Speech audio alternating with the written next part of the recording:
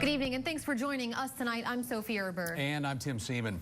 After a difficult year of isolation for nursing home workers and those folks that visit the long-term care centers, those facilities are facing a new challenge tonight. Not enough employees. Iowa ranks near the bottom of the list in terms of nursing home staffing numbers, with 1 in every 3 nursing homes reporting a staffing shortage. We have details now in our top story at 6. The impact of inadequate staffing is, first of all, obvious. You're going to have quality of care issues.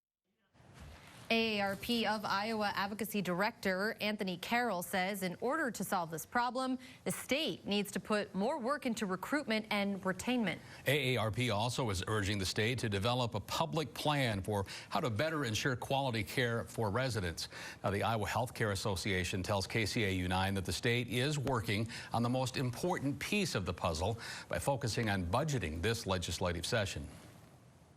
Wages will increase when funding increases for long-term care, so that they are doing the most important work they could do right now. And we're very pleased with the budget targets we've seen coming out of both the Iowa House and Iowa Senate when it comes to funding long-term care. AARP says staffing also impacts visitation for families because if there aren't enough employees to enforce COVID-19 guidelines, they cannot visit. Iowa health officials will be focused this week on encouraging as many Iowans as possible to get the COVID-19 vaccine. The state has seen a drop in demand for the shot, so much so the federal government is being asked to hold off on nearly 22,000 doses of the Moderna and Pfizer vaccines that were scheduled for shipment this week. That is more than a quarter of the state's allotment, but does not include vaccine supplies that go to private pharmacies through the federal government. It comes as state health officials wait to learn what future supplies of the Johnson & Johnson vaccine look like. Federal regulators reapproved that shot for use back last Friday. With the school year nearly over now, the CDC has issued some new guidance when it comes to kids and summer camps. The agency says that children should be kept in pods where they should be at least 3 feet apart from each other. However, they should still be able to be 6 feet apart if they're eating. Camp counselors should stay at least 6 feet away from everyone, including the campers. Most of camp activities should be done outdoors, but if they must be done inside, with the windows and doors open. Mask wearing also recommended at all times, unless the children are eating, drinking, or swimming. The CDC also encourages camp employees over the age of 16 to get vaccinated as soon as possible. And kids in the Sioux City Community School District will be able to grab meals during summer for the Summer Food Service Program. Beginning June 7th, running through July 30th, schools around Sioux City will provide a sack breakfast and lunch for kids up to age 18. The program will be available Monday through Friday and at various locations, including a mobile food bus. We have a full list of locations and times for this program on our website right now. That is SiouxlandProud.com. Thousands of Iowans have recently been marked as inactive on the state's voter registration database. Among the nearly 300,000 Iowans now marked as inactive are hundreds of 17-year-olds who could not cast ballots in the 2020 election because of their age. Now, a new law required the Secretary of State to move all voters who did not cast ballots in the most recent general election to that inactive status. Previously, Iowans had to miss 2 general elections before being moved. According to Secretary of State Paul Pate's office, being marked as inactive does not immediately affect anyone's ability to vote, but it is the first step in canceling someone's registration should they remain inactive for 4 or more years. The trial dates for 2 Iowa prisoners charged in the fatal attack at Anamosa Prison are out tonight. Michael Dutcher and Thomas Woodard Jr. have their trial to begin on June 22nd at the Jones County Courthouse. The pair is charged with 2 counts of first-degree murder, along with 1 count attempted murder and 1 count kidnapping. According to court documents, Dutcher and Woodard attempted to escape that prison last month. That's when they killed nurse Lorena Schulte and corrections officer Robert McFarland. Another inmate was seriously injured in that incident. A Siouxland man has been sentenced to 60 years in prison for his part in a 2019 murder. 45-year-old Gary Daines of Carroll was found guilty in March of voluntary manslaughter as well as second-degree theft and first-degree burglary.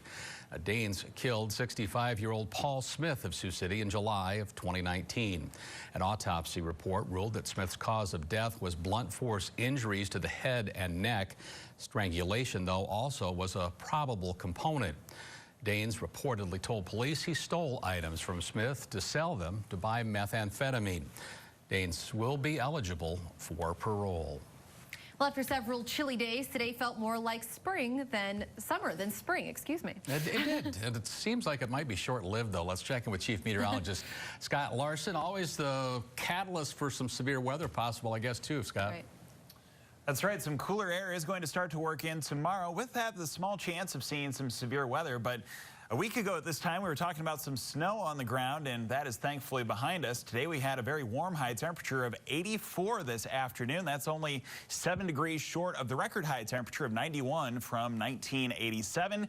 80s and 90s blanket most of our Siouxland map here. 94 in Takema this afternoon, 91 Omaha, 90 in Audubon and Carroll. High temperatures a little cooler as you move into northern parts of Siouxland, 74 in Sioux Falls. Again, there is that chance of seeing a couple of strong thunderstorms occur tomorrow. We'll have more information coming up in the full forecast. Sophie? Thanks, Scott. Well, it started off with 15 employees to now more than 1,000. Ho-Chunk Incorporated is experiencing record growth, from real estate in South Sioux City to recently acquiring property on historic 4th Street. Ho-Chunk is planting its seeds all across Siouxland. The CEO says Ho-Chunk employs several hundred tribal members too, but it includes more than 1,000 employees from all across our tri-state area. In our effort to sort of drive our own expansion, it's also led to economic opportunity for the people who work for us and also for the vendors who deal with us. And so we've been able to use our advantages in the tribal system in a way to create a much bigger tent that a lot of other people who are not tribal people alone can benefit from. And coming up tonight at 10, KCAU 9's Lydia Vasquez breaks down its growth plus the impact tribal members say it's having on the community. A week of sets, spikes, and kills is dead ahead at the Tyson Event Center this week. 24 teams, all in Sioux City, waiting to begin competition. This year's NAIA Women's Volleyball National Championship Tournament. It takes over the Tyson for the 13th time. But for the first time, it's being held in the spring instead of the fall, all due to COVID-19. These kids, you know, when they play, they entertain in the community, something to do. So they're going to get to enjoy Sioux City in a different manner this year. They're used to being here in December. Being here right now with 80-degree weather all week is going to provide them some different experiences to see different parts of the town. Again, that tournament gets started tomorrow with action on 3 courts, and it will eventually be trimmed down to just a championship court ending on May the 1st. Fun stuff. Yeah, it's a big draw for tourism, that's for sure. Well, dogs can often bring positivity into people's lives, but one rescue lab has really taken that idea to heart. How one dog is sharing his bright outlook on life despite a difficult diagnosis. The story coming up. And we're looking at some slight thunderstorm chances in our future, but still some opportunities to get the dogs out for walks. We should have seasonal high temperatures in the 60s and 70s, a pretty pleasant springtime pattern. Join us for the forecast. That's next. You're watching KCAU 9 News with Tim Seaman, Sophie Erber, Chief Meteorologist Scott Larson, and Sports Director Jake Jones. This is KCAU 9 News at 6. Return to summer here in Siouxland this afternoon. It felt great. Even with the breeze out today, Scott, it was a very pleasant breeze because it was so warm. Yeah, very warm outside. It's the warmest temperatures we've had since early this month. It's hard to remember at this point, but early in April, we did have a couple days with high temperatures in the 80s. We're looking outside now on our Wayne State College camera in northeast Nebraska, where a little cloud cover has started to slip into our Siouxland skies. It looks like tomorrow is going to be mostly cloudy and a little bit cooler than today, with some more seasonal temperatures in the middle to upper 60s. Today, though, we were able to achieve that high of 84 this afternoon. Certainly felt nice, though a little bit more humid than what we've become accustomed to lately. 50 degrees for the low temperature this morning. Here's what's going on in Sioux City at this time. The soil temperature is 55. The air temperature is 82. And the wind has started to turn to the north at 3 miles per hour. And it looks like that is going to start passing along that pretty picture. And if you have one of your own, go to our website, SiouxlandProud.com, find the weather tab, and send us your photos. Tim and Sophie? Thanks a lot, Scott. And we want to take a quick moment here to say thank you and also offer some congratulations.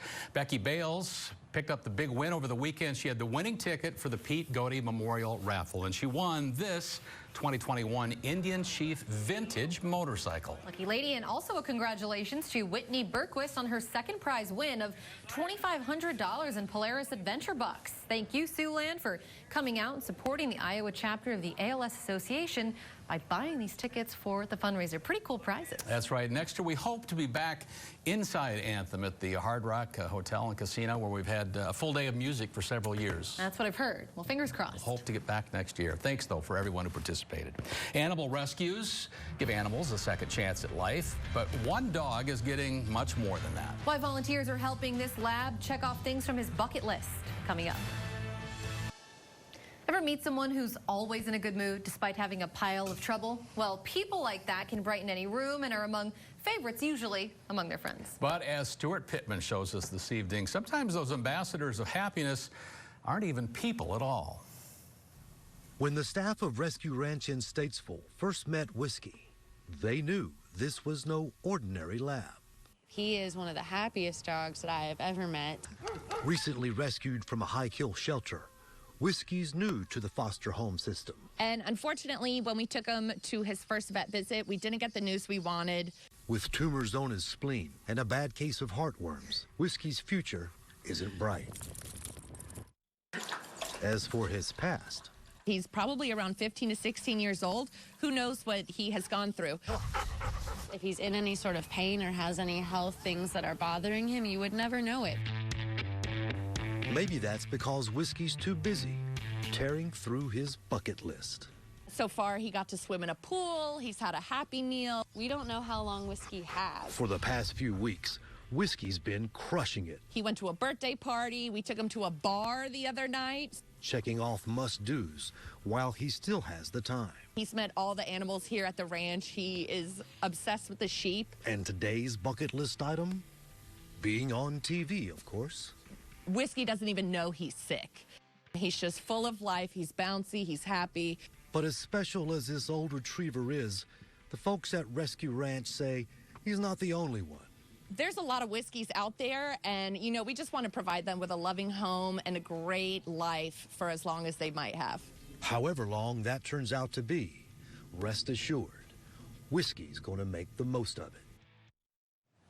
Well, there are some unique buildings right near the Fleet Farm in Sioux City, and they're part of a fundraising campaign now for a local nonprofit. That's right. This Siouxland Habitat for Humanity campaign is all about members of the community along with organizations coming together and then building habitats for all types of creatures, including dogs, even birds, kids as well, we're told. And we have more information about how to participate in the fundraiser on our website right now. Of course, that address, SiouxlandProud.com, on your screen, or click this story on the KCAU 9 mobile news app.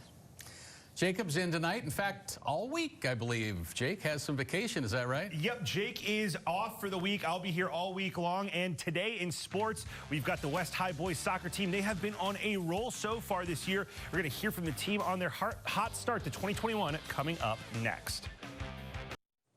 You mentioned it's got clouds rolling in, but that really hasn't affected our temperatures tonight. No. They're still warm. All right, it's still pretty warm outside, so if you were seeing those still in the 80s in Sioux City, but we will cool things off some to 67 tomorrow, a few midday showers possible, and then some overnight thunderstorms Tuesday into Wednesday, a couple of which could be severe.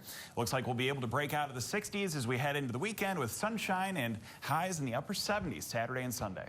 Scott will keep us posted on all of that. In the meantime, enjoy your Monday night. That's right, but we hope you'll join us again at 10. Until then, have a great evening, everyone. Good night.